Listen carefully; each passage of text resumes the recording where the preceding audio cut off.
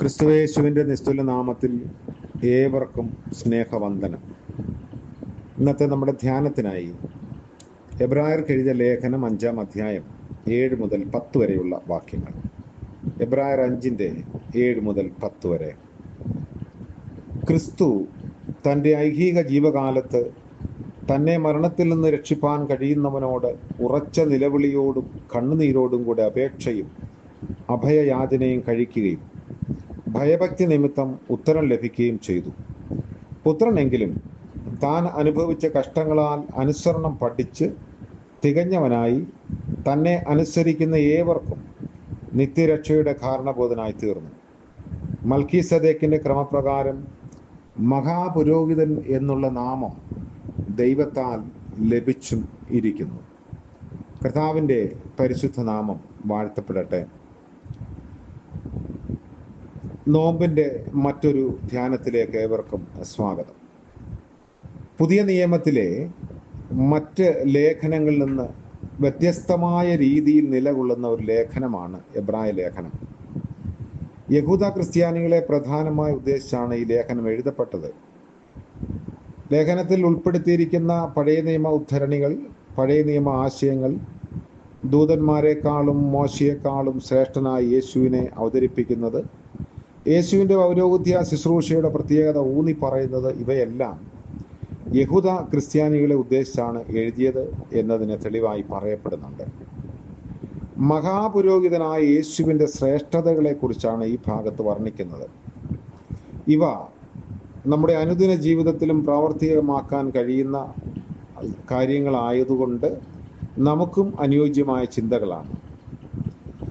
യേശു ദൈവത്താൽ നിയോഗിക്കപ്പെട്ട മഹാപുരോഹിതനാണ് എന്നത് ഈ വേദഭാഗത്ത് ഊന്നി പറയുന്നു. ദൈവത്താൽ നിയോഗിക്കപ്പെട്ട മഹാപുരോഹിതൻ മനുഷ്യർക്ക് വേണ്ടിയും തനിക്ക് വേണ്ടിയും വഴിപാടും യാഗവും അർപ്പിക്കണം. അതിനാൽ പുരോഹിതൻ എപ്പോഴും ജനങ്ങളുടെ പ്രതിനിധിയാണ്. പുരോഹിതനും മനുഷ്യനാണ്, അതിനാൽ ബലഹീനതയുള്ളവനുമാണ്. 2-ാം വാക്യത്തിൽ പുരോഹിതന്റെ മുഖ്യവും പ്രധാനവുമായ ധർമ്മത്തെപ്പറ്റി എഴുതിയിട്ടുണ്ട്.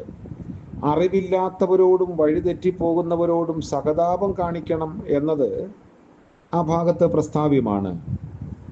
അറിവില്ലാത്തവർ എന്നത് ഈ കാലഘട്ടത്തിൽ ചിന്തനീയമാണ്. വിദ്യാഭ്യാസവും ഉന്നതമായ തൊഴിൽ സാധ്യതകളും കൊണ്ട് അറിവ് വർദ്ധിച്ച ഒരു കാലഘട്ടത്തിലാണ് നമ്മൾ അധിവസിക്കുന്നത്. വിദ്യാഭ്യാസം ഉള്ളതുകൊണ്ടും മാന്യമായ തൊഴിലുള്ളതുകൊണ്ടും എല്ലാവരും അറിവുള്ളവർ ആകണമെന്നില്ല. ഈ കാലഘട്ടത്തിൽ സമൂഹത്തിൽ നിന്നും കുടുംബങ്ങളിൽ നിന്നും ഉയരുന്ന പീഡനങ്ങൾ, രോദനങ്ങൾ അറിവില്ലായ്മയുടെ സൂചകങ്ങളാണ്. പിഞ്ചു കുഞ്ഞുങ്ങൾ പോലും സ്വന്തം ഭവനത്തിലോ പുറത്തോ ഒക്കെ പിച്ചി ചീന്തപ്പെടുന്ന സംഭവങ്ങൾ നിത്യയാഥാർത്ഥ്യമായി. സ്വന്തം ഭവനത്തിൽ പോലും കുഞ്ഞുങ്ങൾക്ക് സുരക്ഷിതത്വം ലഭിക്കാത്ത ഒരു സാഹചര്യത്തിലേക്ക് സമൂഹം മാറി വരുന്നു. അറിവില്ലായ്മയിലൂടെ വഴിതെറ്റിപ്പോകുന്ന ഈ കൂട്ടത്തെ നേർവഴി നയിക്കാൻ പുരോഹിതൻ കടപ്പെട്ടവനാണ്. ന്യായപ്രമാണത്തിൽ പാപയാഗങ്ങൾ ഇങ്ങനെയുള്ളവർക്കാണ് നിയമിക്കപ്പെട്ടിരുന്നത്. സംഖ്യാപുസ്തകം 15-ാം അധ്യായത്തിൽ അതിൻ്റെ സൂചനകളുണ്ട്. ദൈവത്താൽ നിയോഗിക്കപ്പെട്ട മഹാപുരോഹിതൻ അറിവില്ലായ്മ മൂലം വഴിതെറ്റിപ്പോകുന്നവരെ കണ്ടെത്തുകയും അവരോട് സഹതാപം കാണിക്കുകയും നേർവഴി ഉപദേശിക്കുകയും വേണം. അവരെ കർത്താവിൻ്റെ നിത്യമായ രക്ഷയിലേക്ക് ആനയിക്കുകയും വേണം. അത് ഈ ഭാഗത്ത് പൗലോസ് എബ്രായ ലേഖനം ഓർമ്മിപ്പിക്കുന്നു. യേശു ദൈവത്താൽ തിരഞ്ഞെടുക്കപ്പെട്ട മഹാപുരോഹിതനാണെന്ന് 4-5 വാക്യങ്ങളിൽ കാണും. ഇസ്രായേലിൻ്റെ 1-ാമത്തെ മഹാപുരോഹിതനായ അഹരോൻ ദൈവനിയോഗപ്രകാരമാണ് ഈ സ്ഥാനം വഹിച്ചത്. ദൈവത്താൽ തിരഞ്ഞെടുക്കപ്പെട്ടവർക്ക് അവരുടെ ഉത്തരവാദിത്വം നിറവേറ്റാനുണ്ട്. എബ്രായ ലേഖനകർത്താവ് അങ്ങനെയുള്ളവരുടെ ഉത്തരവാദിത്വത്തെ പറ്റി പറയുന്നത് ഐഹിക ജീവിതകാലത്ത് മരണത്തിൽ നിന്ന് രക്ഷിക്കുക എന്നതാണ്. മനുഷ്യൻ്റെ ബലഹീനമായ പ്രവർത്തികൾ ക്രൂരവും നീചവുമാകുമ്പോൾ അവയിൽ നിന്നും വിടുതൽ പ്രാപിപ്പാൻ ഉറച്ച നിലവിളിയോടും കണ്ണുനീരോടും കൂടെ അഭയ യാചന കഴിക്കണം. 8-9 വാക്യങ്ങളിൽ മഹാപുരോഹിതനായ യേശുവിൻ്റെ അതിശ്രേഷ്ഠ ഗുണത്തെക്കുറിച്ച് കാണുന്നു. പുത്രനെങ്കിലും കഷ്ടങ്ങളിലൂടെ അനുസരണം പ്രാപിച്ച് തികഞ്ഞവനായ യേശുവിൻ്റെ സഹനശക്തി ഇഹലോക ജീവിതത്തിൽ ശരീരത്തിൽ മാരകമായ രോഗം മൂലം കഠിനമായ വേദന സഹിക്കുന്നവർക്ക് മാതൃകയാക്കാം. യേശുവിൻ്റെ ഗതസമനയിലെ വ്യഥ ഓർക്കുമ്പോൾ യേശു പുത്രനായിരുന്നിട്ടും കഷ്ടം അനുഭവിക്കുന്നു. യേശു സഹിച്ച കഷ്ടതകൾ അവൻ്റെ അനുസരണത്തിൻ്റെ വിലയും അവിഭാജ്യ ഘടകവുമായിരുന്നു. യെശയ്യാവ് 50:4 മുതലുള്ള ഭാഗത്ത് വിവരിക്കുന്ന കഷ്ടപ്പെടുന്ന ദാസന്റെ ചിത്രമായിരിക്കാം ലേഖകന്റെ മനസ്സിലുള്ളത്. കഷ്ടത ദൈവമക്കളുടെ അവകാശമാണ്. യേശുവിനെ കർത്താവായി സ്വീകരിച്ച് രക്ഷകനെന്ന് വായ്കൊണ്ട് ഏറ്റുപറയുന്ന ഏതൊരാൾക്കും ആ സഹനശക്തിയും കഷ്ടത വഹിക്കാനുള്ള പ്രാപ്തിയും അവൻ ഒരുക്കും. ഏത് സാഹചര്യത്തിലും അങ്ങനെയുള്ളവരുടെ മുഖത്ത് പ്രസന്നതയുടെ പുഞ്ചിരി പ്രകാശിക്കും.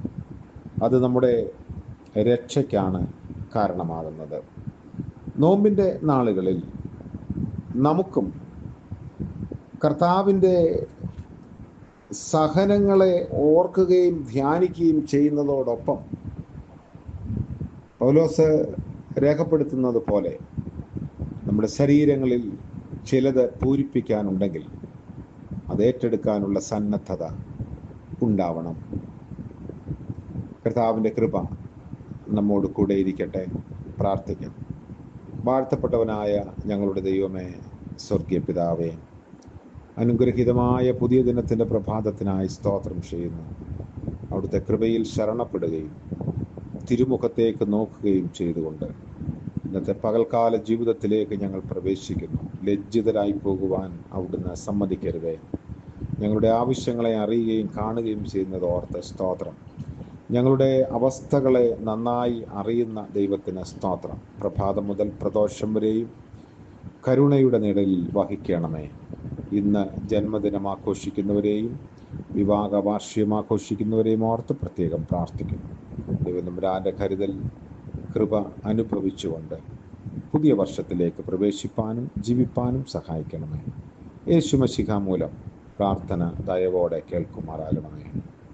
ആമേൻ. ത്രിയേക ദൈവത്തിൻ്റെ അനുഗ്രഹവും വഴി നടത്തലും നാം ഏവരോടും കൂടി എന്നും എന്നേക്കും ഉണ്ടായിരിക്കുമാറാകട്ടെ. ആമേൻ.